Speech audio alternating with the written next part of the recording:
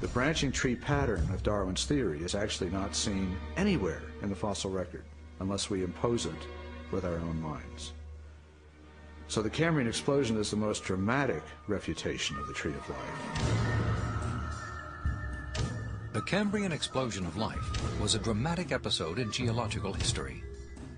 Usually dated at about 530 million years ago, the exquisitely preserved Cambrian fossils reveal that the body plans for virtually every major animal phyla appeared, not gradually and slowly as Darwin had speculated, but instead with astonishing suddenness. If we imagine the whole history of life on Earth taking place in one 24-hour period, the current standard estimates for the origin of life put it at about 3.8 billion years ago, let's say 4 billion.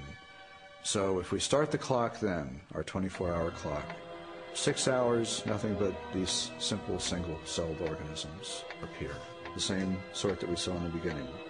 12 hours, same thing. 18 hours, same thing. 3/4 of the day has passed, and all we have are these simple single-celled organisms. Then at about the 21st hour, in the space of about 2 minutes, boom, most of the major animal forms appear in the form that they currently have in the present. And many of them persist to the present, and we have them with us today. Less than 2 minutes out of a 24-hour period. That's how sudden the Cambrian explosion was. Wow. Boom. In the span of just 2 minutes in 24 hours, eh? That explosion must have taken place in the blink of an eye. The intelligent design proponent misrepresenting scientific knowledge is full of the Discovery Institute Jonathan Wells, and yes, that is the same intelligent design organization that wouldn't defend intelligent design under oath. Wells is also the author of the creationist book Icons of Evolution. There's just one tiny problem. If a 24-hour period represents 4 billion years, then 2 minutes would be about 6 million years. Yeah, that Cambrian explosion took place in the blink of an eye. Just to put 6 million years into perspective, that's the equivalent of about a mere 60 ice ages or so. That's about 1,000 times as old as the young Earth creationists think the universe is. I mean, it's about 6 million years ago when our ancestors were just starting to walk upright. But one thing is true, there was a Cambrian explosion. Darwin was well aware of it. He even openly wrote of it and stated how he considered it the single greatest objection to the theory of evolution. However, Charles Darwin was working 150 years ago, when people didn't even know that matter was made up of atoms. Jonathan Wells is not. And some of the things Wells says here are so jaw-droppingly wrong that they have to go into the same category with Venom Fang X's statements about the Grand Canyon being formed at about 5 times the speed of sound. Most of the major animal forms appear in the form that they currently have in the present. Oh, really? Most of the major animal forms appear in the form that they currently have in the present. And this is from a man who has 2 PhDs, one in molecular and cell biology from Berkeley and the other in religious studies from Yale. You see, the snappy answer you will usually get from an evolutionary biologist when asking him what would convince him that evolution is wrong is fossil bunnies in the Cambrian. So, Wells, if in the Cambrian explosion most of the major animal forms appear in the form they currently have in the present, where are the Cambrian fossils of bunnies, whales, banyan trees, chameleons, ants, turkeys, kangaroos, orchids, crocodiles, lions, elephants, bees, humans, spiders, etc., etc., etc.? What the senior fellow of the creationist organization, the Discovery Institute, is willfully ignoring is that every single creature from the Cambrian explosion was water-dwelling.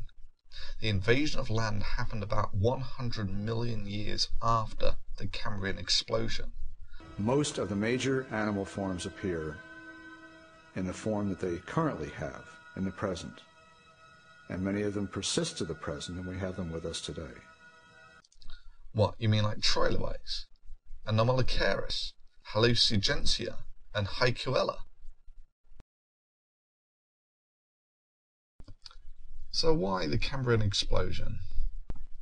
Firstly, it's necessary to make it clear that we do not have a comprehensive understanding of the origins of life on Earth, but this is far from saying that we don't know anything about it.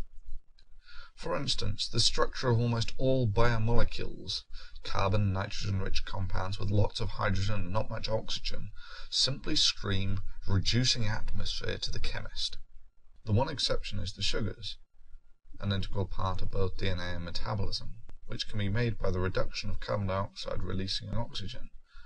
This is of course a core reaction in photosynthesis today.